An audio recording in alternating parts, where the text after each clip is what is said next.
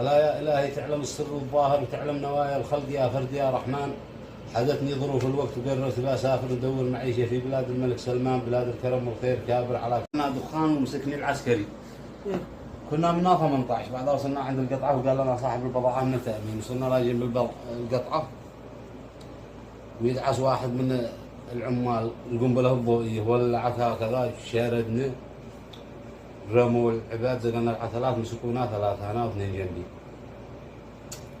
والله حاولت مع العسكري يقول من هنا، قلت من البيضاء من كيفه، بقول له انت من هنا؟ قال بني مالك. قلت يا اخي فك انا ذيك، قال بدل لا تحاول، لا يجي طن الحين بنوريكم سجن 3 أشهر.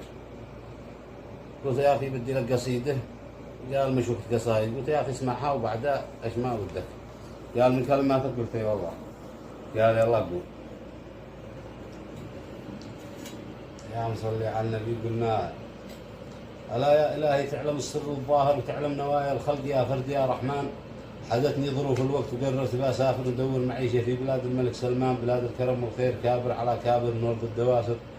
لا قبائل بني غزوان ولو ما الطفر والفجر ما كنت بغامر، ولا بترك أهل البيت والبيت والقلمان على يدي إنه ضاقت النفس والخاطر. ومن يقنع التاجر ومن يقنع الديان، وكم لي وانا صابر على الفقر مكابر، همومي على ظهري توازن.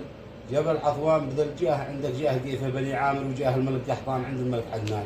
وانا طالبك بالله لا جدك العاشر تجمل معي وجمع عند العرب عنوان. قال صح الله لسانك الله اكبر عليك. رحلك انا وذي جنبي. الله يمر عليك. الثاني